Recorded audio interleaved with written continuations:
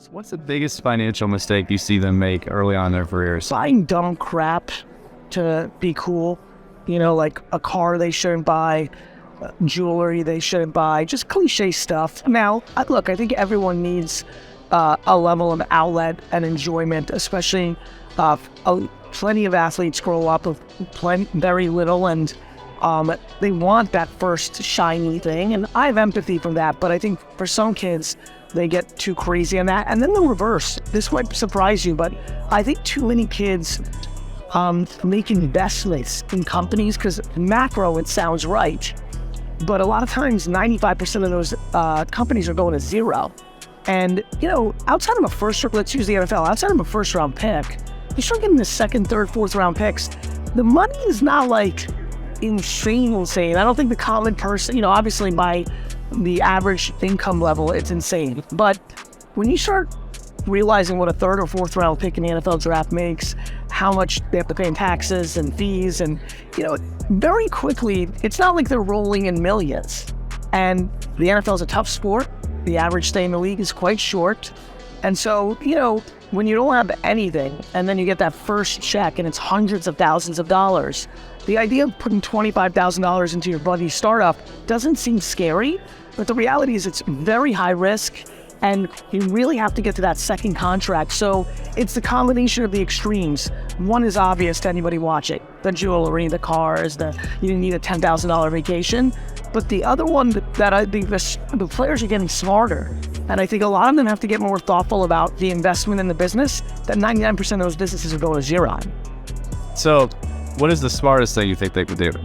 Like, you get that first paycheck, what is the smartest thing an athlete?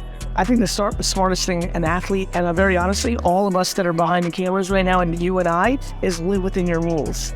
So if you're going to make $400,000 this year playing football, or $4 million, live within those means, which means have some savings out of that. So if it's $400,000 take home after taxes, don't live a $400,000 life. Live a $250,000 life, so you have $150,000 in savings. So I think living within your means is always the game. So speaking of living in your means, one of your life goals is to buy the Jets. That is true. So say you had the opportunity to buy the Jets today. Yes. What is happening day one? Day one, I'm meeting with all the personnel, right? I have the great luxury to know Joe D and Coach Saleh, so I wouldn't really need to reset there. But it would be meeting, everyone, from the people that are in the medical staff, for the people that do the groundskeeping in Florham Park. Like, day one is clear my schedule. I've achieved this remarkable thing. I'm in the best mood ever.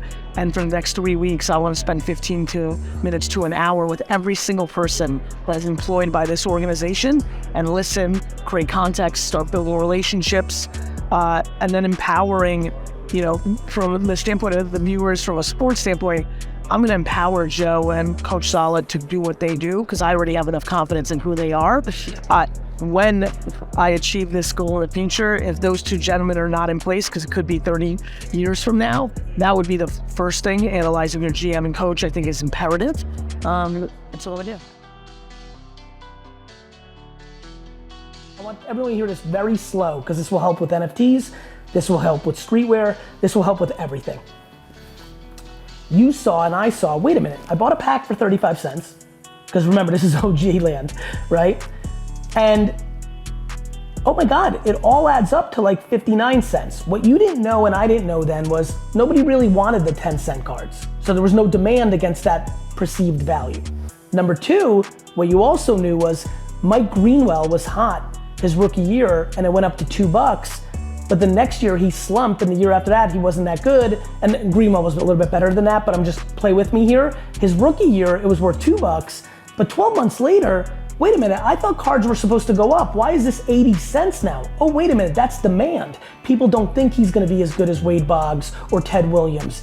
And so the things we learned in that era, of course we were gonna be unstoppable later. Of course you were destined to understand supply and demand and collectability. Of course I was gonna be able to explode my dad's wine business, because people collected wine. By the time I was 18, I was a fucking master. I was spending 365 days a year, 24 hours a day, 7 days a week, focused only on understanding why cards went up and why they didn't. Why Ken Griffey did, why they didn't. Why Frank Thomas did, then they didn't. Wait a minute, why are Michael Jordan cards going up? Wait a minute, he's more popular than the game. He's in that Spike Lee commercial. He's on the Wheaties box.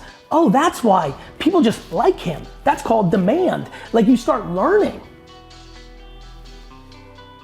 Killed it. Amazing. So what's crazy is to think that both of you guys, your careers have essentially been inspired and are very linked to this early collecting and trading baseball card thing. It's incredible because what your careers have become.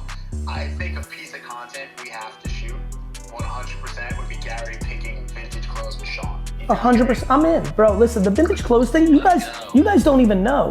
I wish AJ was on here right now. In 1998, when we were all about that eBay life, we were buying fucking like Iron Maiden t-shirts for 25 cents and selling them for 40 bucks. This is where I always laugh when people think I just pop onto something. I made a mocktails video the other day, and somebody wrote a comment of like, well, this trend's over, now Garyvee's here. I'm like, my man, I've been here for 6 years. Just because I'm not talking about it doesn't mean I'm not paying attention. I bought ETH in 15. For me, like the vintage clothes thing, like I've been going to, thrift stores and garage sales buying, t-shirts for 20 years. By the way, I don't rock them. That's not my fashion style. I'm not that cool. I'm not as cool as everybody on this call. But I'm aware of what the currency is. Like, I understood what it meant. Before there was eBay in 1994, I was buying Happy Days board games and Ronald McDonald plush toys. I didn't even know that they were worth anything. There was no eBay. I just knew nostalgia and pop culture and memories were the fucking game. VeeFriends is not a random thought because I saw an opportunity. VeeFriends is a culmination of 40 years of thinking. I love that line of, just because I'm not talking about it doesn't mean I'm not paying attention. And I think I can really resonate with that as well. Especially for me, Sean, especially for me right now, I apologize for interrupting, I just want to get as much out for everybody. Especially for me right now, because the second I say shit, people are speculating. I've got to be more quiet than ever now. Yep. It's incredible, man. I want to see that vintage collection. I think that might be the inspiration for us to do a little. Oh, the vintage collection's long gone. I flipped that shit. I find a Bruce Springsteen.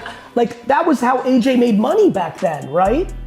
Because I wasn't rocking it, and because for me it was through the years, then I lived in Manhattan. My parents they do like to hoard stuff, which means they don't want me to hoard stuff at their house. So there's all these different dynamics that led to a lot of stuff being sold. There was a flood, I don't even want to talk about it, lost 10. Me and AJ nailed the video game thing crazy. We were buying Mike Tyson punch outs for 25 cents at garage sales in 2002, like it was our fucking job.